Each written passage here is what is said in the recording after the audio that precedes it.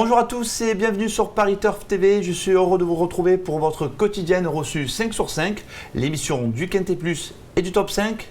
Il est dans la forme de sa vie, il a réussi à donner le tiercé hier à Argentan. C'est un véritable exploit, vous l'avez reconnu. Johan Gérard est parmi nous aujourd'hui. Bonjour Paul, salut à tous. C'était arrangé, mais c'est pas grave. Ça commence par là, mais c'était arrangé. Mais c'était pas évident de le donner. Allez, c'est mieux que rien. C'est mieux que rien, c'était un beau tiercé. Alors là, on a rendez-vous à Fontainebleau. Oui. On a affaire à des sujets âgés de 3 ans et plus. On est sur la distance de demi-mètre. C'est des chevaux que l'on connaît bien à ce niveau de compétition. On parle un petit peu du tracé sélectif de Fontainebleau. Oui, 2000 mètres avec une très longue ligne droite qui finit un peu en montant. Et c'est pas forcément évident de revenir de l'arrière-garde malgré la longue ligne droite. Après, tout dépend évidemment du rythme de la course et des aptitudes des chevaux. Mais voilà, une piste où tout le monde peut s'exprimer en tout cas. D'accord. On écoute de suite votre sélection. J'ai choisi en tête de ma sélection le 9 Iron Spirit, devant Sisyphe le numéro 15, ensuite le 18 Valentina Yes.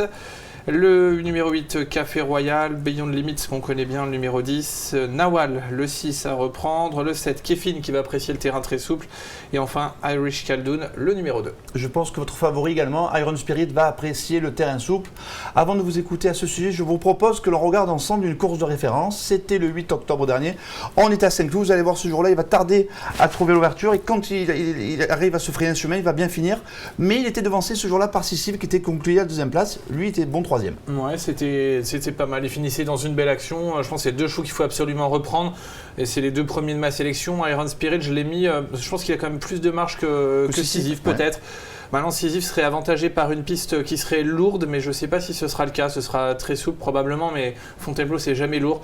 Voilà, c'est une affaire d'impression. C'est une affaire d'impression et les deux peuvent gagner. D'accord. On parle évidemment de Sisyphe, donc oui. C'est la ligne directe de ce 8 octobre. Sisyphe, ce jour-là, c'était une petite rentrée, je crois. Oui. Il a été vraiment préparé pour ça, pour cette fin de saison. Il a apprécié les terrains souples. Oui.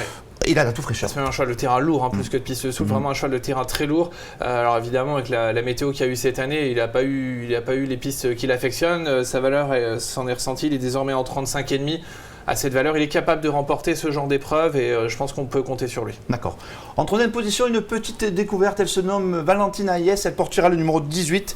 C'est un entraînement que j'estime et que j'apprécie beaucoup. Charles Gourdin, quand il se déplace à Paris, c'est jamais pour faire de la figuration. Oui, entraîneur très adroit, Charles Gourdin, qui délègue donc Valentina Yes, qui fait partie des 3 ans au départ. Ils sont 3 à avoir 3 ans à affronter leurs aînés, 1,5 kg de décharge par rapport aux aînés, ce qui est toujours intéressant. On a Valentina Yes qui a montré des moyens intéressants et donc 53,5 kg sur le dos seulement, elle est en pleine forme, c'est le moment pour tenter le coup ici.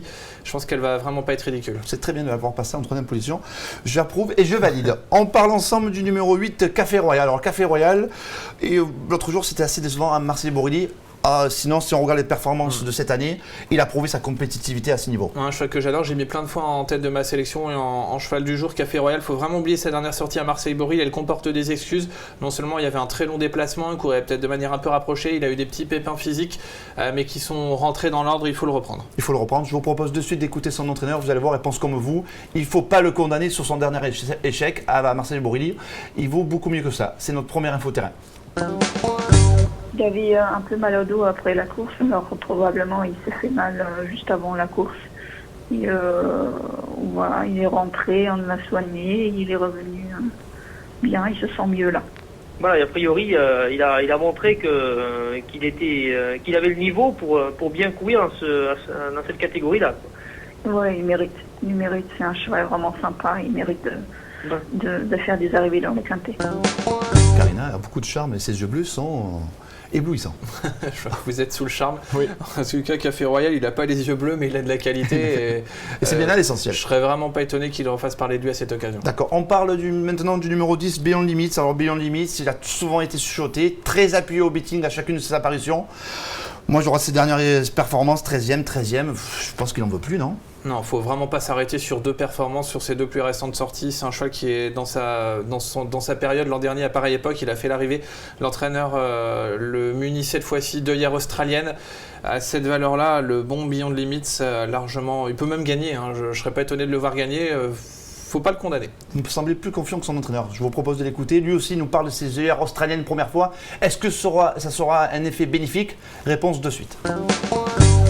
Je me suis dit, essayons les œillères australiennes pour voir si le cheval est davantage à son affaire. Sur ce qu'il a fait tout au long de l'année, c'est un cheval qui devrait logiquement pouvoir bien courir, non? Oui, quand il est bien et dans de bonnes dispositions, il est souvent à l'arrivée. Oui. Jean-Marie Béguigny, je le sens mi-figue, mi-raisin. Ouais, c'est pas le genre d'entraîneur qui va vous dire je vais gagner, il déborde jamais d'optimisme, Jean-Marie Béguigny, donc ça, c'est vraiment le genre de choses qui m'inquiète pas du tout. Tout le contraire de vous, Joanne. On parle maintenant de votre pépite du jour, et alors là, ça c'est un coup de cœur. Oui, ce sera dans la 9e et dernière épreuve du programme avec Glamour Star, qui est le numéro 4. 904, je crois. 904. Ouais. Voilà, il reste sur 2 faciles victoires. Et quelle victoire de très belles avec victoires, la manière ouais. ce jour-là, il s'est moqué des autres. Ouais, c'est ça, il retrouve Umberto Rispoli. Alors c'est vrai que sa valeur était nettement revue à la hausse, 7,5 kg en 2 courses, mais voilà, le cheval est en pleine possession de ses moyens. Comme vous. C'est ça, et pleine peau. Pleine peau. Et ses limites actuelles sont inconnues. Il n'est pas castré, lui? Il était castré Glamour Star est castré, ouais. Contrairement à vous. Okay. Voilà pour l'anecdote. Merci de nous avoir suivis. À très vite sur Paris Turf TV et bon jeu à tous. Ciao.